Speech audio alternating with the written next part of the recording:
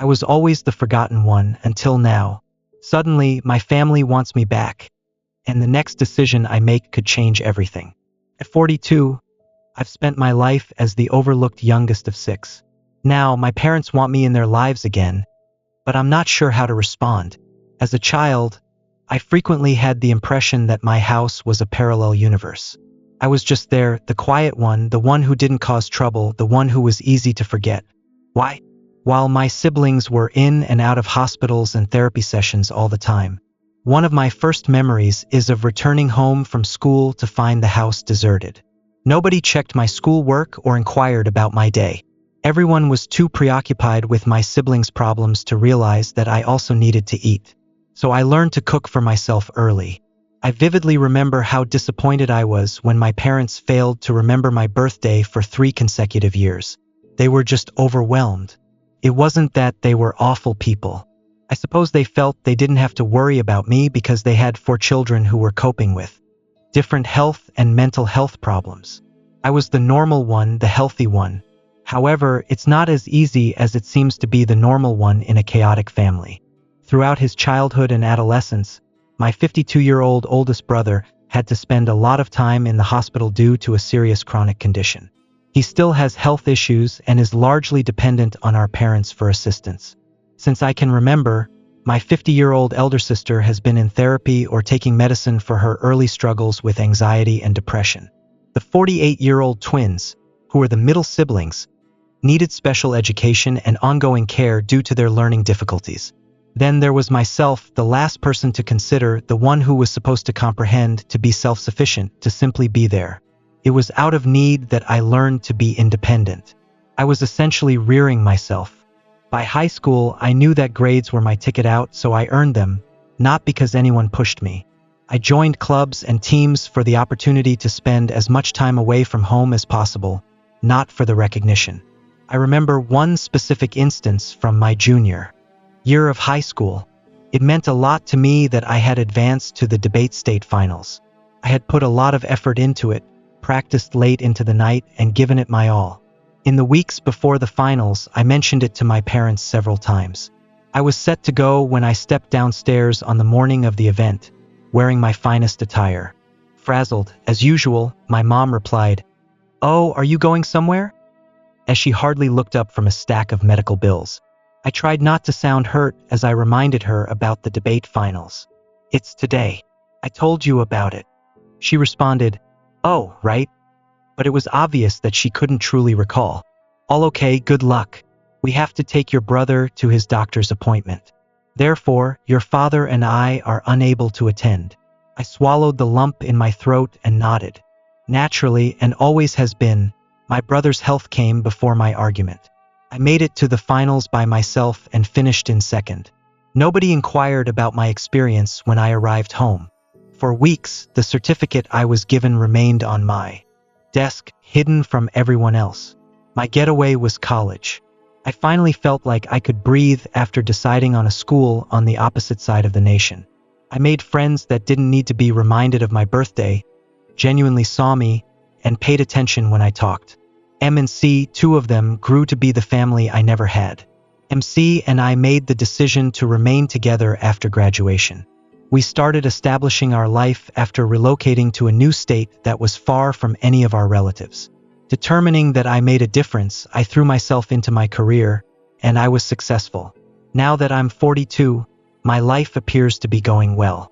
I run a skilled team as a senior marketing executive at a Fortune 500 firm, and I'm renowned for my creative problem-solving and ability to perform under pressure. Ironically, I became quite good at drawing attention to myself and making things visible because I was raised invisible. Meetings, presentations, and decisions occupy my days. Even though I put in a lot of overtime, I enjoy my job because it gives me a sense of worth and purpose that I didn't have as a child. People at work pay attention to what I have to say because they see me and respect my viewpoint. I never get tired of the euphoric feeling. My life is comfortable. While I'm not working, I have a small but close-knit group of friends. I travel whenever I can, and I possess a lovely condo with a view of the city skyline. My best college pals, M and C, are still my pillars of support, and I've formed other deep bonds. We host movie marathons, game evenings, and weekend brunches. I've been addressing issues of abandonment and persistent feelings of invisibility in therapy for years. Although the process has been drawn out and occasionally difficult, it has improved my understanding of who I am. I've learned to respect myself, set limits, and quit looking to those who can't give me approval. My interactions with my family have been sparse for the past 20 years. Rare visits every few years and infrequent phone calls on holidays. To shield myself from the hurt of their apathy, I kept them at arm's length rather than cutting them off entirely. Then, unexpectedly, my mother called last week. We hadn't spoken for more than a year, and our most recent contact had been a clumsy exchange of pleasantries. So I almost didn't respond, but I had to pick it up for some reason. Without even saying hello, she continued, "We want you to come home for Thanksgiving." She sounded older and more worn out than I could recall. "You are missed by your father and me." It seemed as though someone had punched me in the stomach. "Do you miss me? When I was growing up? Where was this when none of them appeared after I graduated from college? When I built a life for myself? For 20 years? I stumbled. "I'm not sure if I'll be able to make it. Work is really busy right now, and I have plans with friends." "Are you planning with friends?" Her voice assumed that tone of remorse that I was all too familiar with from my early years. "Your family is us. If you need to alter your plans, your pals will undoubtedly understand." Family seemed like a hollow term after feeling like an afterthought my entire life. What did it mean? She went on to say, "Your siblings will all be here," apparently oblivious to, or choosing to disregard, my reservations. To have everyone together once more would mean so much. I was filled with resentment. Is everyone back together? First of all, when had we ever been together? I couldn't recall a family meal where someone wasn't experiencing a crisis, going to therapy, or being admitted to the hospital. I finally said, "I'll think about it," to put an end to the discussion. However, I knew I wasn't going.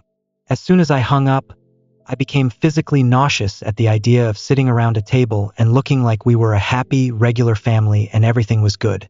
1 week later, I'm still debating the choice.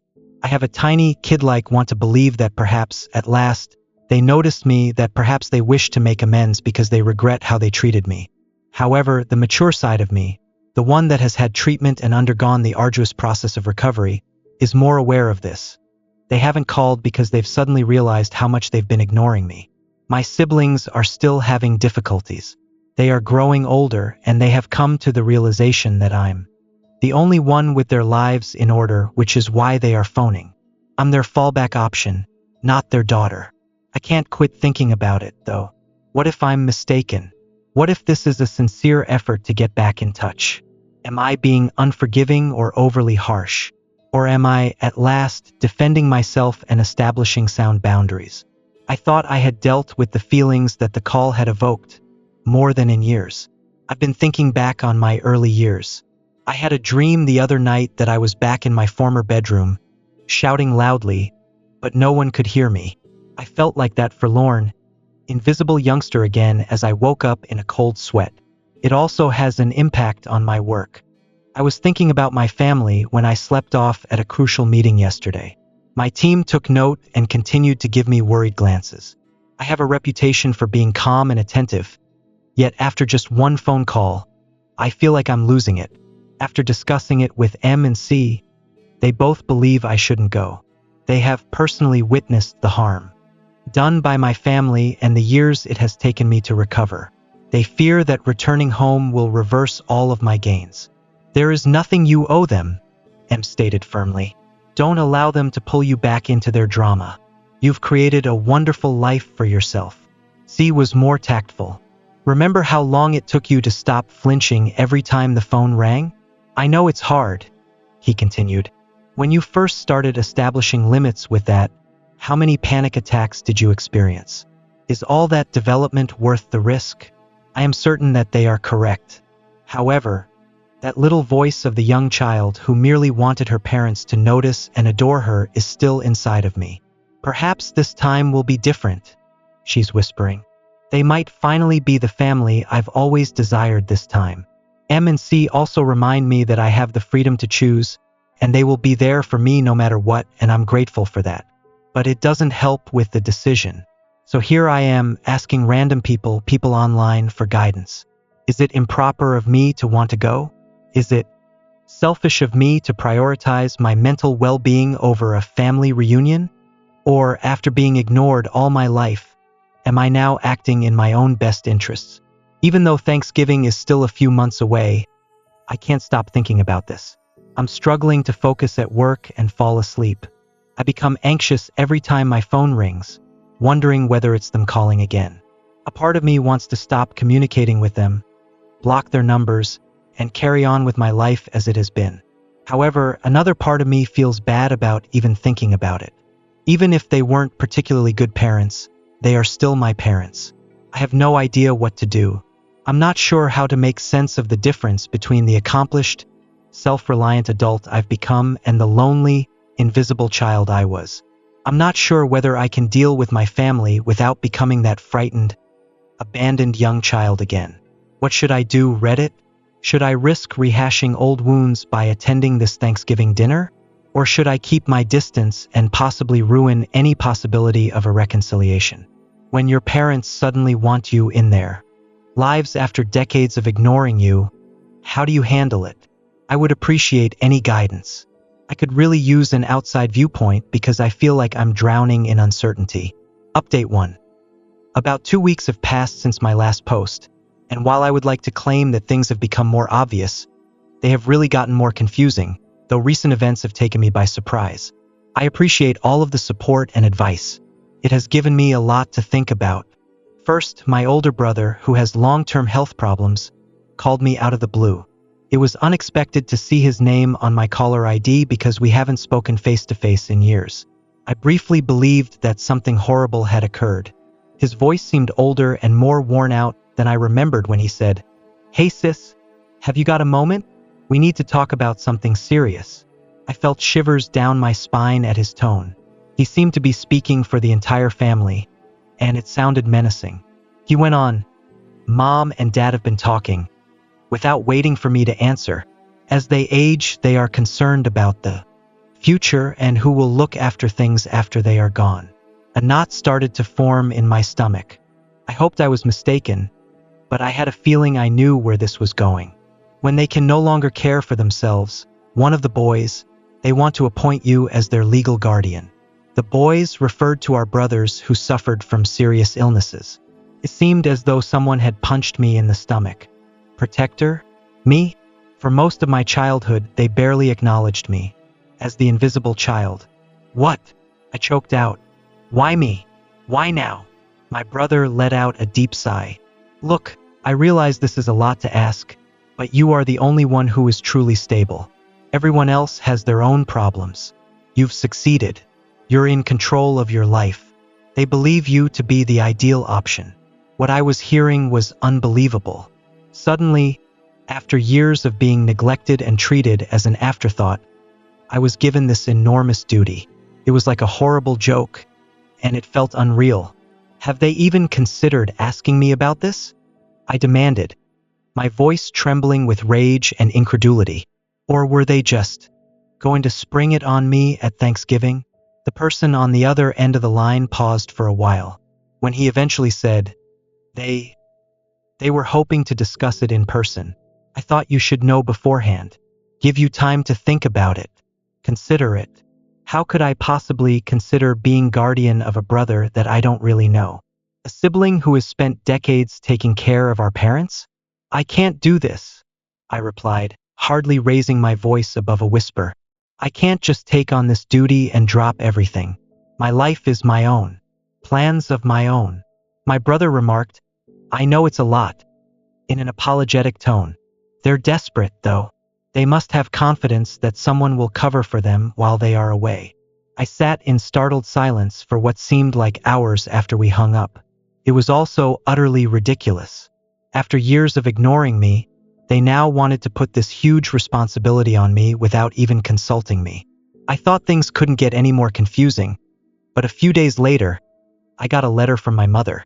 It was lengthy, meandering, and chock full. of the same guilt-tripping jargon I recalled from my early years. She continued by talking about how difficult things had been for them, how much they had given up for the family, and how much they needed me right now. Near the end was the section that truly affected me. "Sweetheart, we're not asking for much," she wrote. "All we need to know is that someone will take care of the family while we are away. Our only hope is you. Just hope. I mean, how many times did I need them when I was growing up? Feeling unwelcome and invisible? Where was their hope for me? Ever? Since I got that letter, I've been a complete disaster.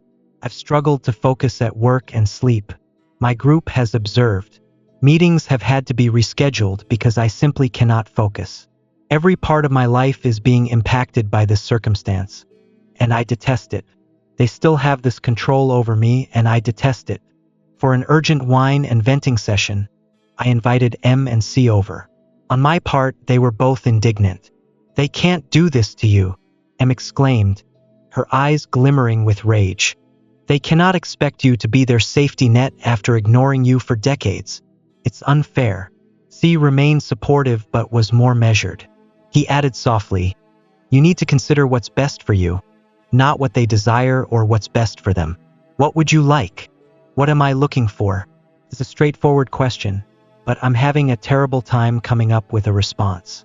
A part of me, the young child who constantly sought her parents' favor, longs to say yes and to be the decent daughter they never thought I was. However, the mature me, who has put a lot of effort into creating a life and identity apart from my family's shadow, is yelling no. I've devoted a significant portion of my life to proving my value to them, to being noticed, to being appreciated. And they want me to sacrifice everything now that I'm at last living a life where I'm respected and seen? To suspend my life to tidy up the mess they created? I become more irate the more I consider it. I'm not being asked to join the family. They want me to be their guardian and caregiver. They want a promise that their issues would be resolved when they leave, not a relationship with me. I've made up my mind after spending hours discussing it with M and C. I will not be attending Thanksgiving. I will not act as their guardian. I refuse to allow them to drag me back into the dysfunction from which I have so desperately fled. It won't be simple, I know. I'm aware that there will be emotional manipulation and guilt trips. However, I am also aware that I am worthy of better. I should be able to live the life I have created for myself without having to deal with their disregard and demands. I will give my brother a call back tomorrow to inform him of my choice. After that, I'll send a letter to my parents outlining my reasons for not attending Thanksgiving and my inability to fulfill their wishes for me to be their guardian. Even though I know it's the correct thing to do, it will be difficult. I'm afraid. I'm depressed. I'm pleased with myself for finally putting my needs first and putting my own health ahead of their expectations, even if I still want things to be different. Thank you to everyone who left a comment on my previous post during this trying time. Your words of support and encouragement have been invaluable. After a lifetime of feeling invisible, it means more than you can imagine to feel seen and understood. I'll provide another update after speaking with my family. Good luck to me. I suspect that I will require it. Update 2. I feel like I've aged years in a matter of weeks since my last update, which was around a month ago. My family's predicament has escalated in unexpected ways, and I'm still in shock over all that has transpired. I want to start by saying thank you to everyone who left a comment on my previous post during a very trying period. Your guidance and encouragement meant the world to me. I heeded your advice, and when I needed it most, it gave me the courage to defend myself. I declined the position of guardian for my siblings and chose not to attend Thanksgiving, as I said in my previous update. After calling my brother to inform him of my choice, I wrote a letter to my parents outlining my justifications. For a time, at least, I believed that would be the end of it. I was mistaken. When I got home from work last week, my 70-year-old mother was waiting for me at the door. I was so shocked that I almost dropped my keys. She has never come to see me before. Not even when I bought my condo, when I got my major promotion, or when I moved into my first apartment. But here she was, standing at my door as if she had every right to be there, looking older and more worn out than I remembered. "Mom," I said. barely raising my voice above a whisper. "What are you doing here?" She took a while to respond. She simply stared at me, her gaze sweeping across my face as if she had never seen me before. Perhaps she hadn't. When she eventually stated, "We need to talk," her tone was forceful but gentle. "It's not good. Your father, the physicians say." She trailed off, tears welling up in her eyes. I experienced a little twinge of guilt. I was unaware that my dad was ill. Then I realized that I hadn't known because they hadn't informed me. Because unless they require something from me, they never tell me anything. I inhaled deeply, bracing myself. "I'm sorry to hear that," I added, trying to sound impartial. "But I don't see what that has to do with me." My mom's eyes became wide with surprise. "He's your dad," she cried out. "How can you say that?" The venom in my voice surprised me as I shot back. "When has he ever acted like a father to me?" I briefly believed my mother might try to enter when she moved forward. I remained steadfast in the doorway, preventing her from entering. I wasn't going to give her access to my personal space or the life I had created for myself. "Please," she begged, her voice adopting the guilty tone I so vividly recalled from my early years. "You are necessary. I am unable to manage things on my own because your father is constantly in and out of the hospital." "Your siblings?" "My siblings," I interrupted her. "My siblings always, Mom. What about me? At what point did you need me for myself rather than what I could provide for everyone else?" She gave me the impression that I had slapped her. "That's not fair," she remarked. "You have always been cherished by us. We have always supported you." I was unable to resist. I chuckled, the sound reverberating along the deserted corridor, loud and terrible. "Supported me? Are you there for me when you forgot my birthdays? When did you miss my final debate? When did you not attend my graduation from college? Please let me know exactly when you were there for me, Mom." I briefly had a surge of gratification when my mother's face crumbled. She was at last experiencing a small portion of the suffering I had endured for years. She said with a broken voice, "We did the best we could. You have no idea how it was, to attempt to keep everyone alive and well. There was no time for it," I concluded. "For me. For her, I wasn't ill, so you didn't have time for me, since I wasn't creating issues, due to the fact that I was invisible. For a long time, the burden of decades of unsaid hurt hung between us as we stood there in quiet. When my mother eventually responded, 'I'm sorry,' I briefly thought she was telling the truth. That's not how we intended to make you feel. You are loved by us. You are necessary to us. Come home. Please, assist us." My eyes pricked with tears, but I blinked them away. My family has brought me enough tears. "I can't," I stated firmly. "I refuse to, Mom. I have a life of my own, one I created without you. I won't sacrifice that to serve as your contingency plan. Backup plan."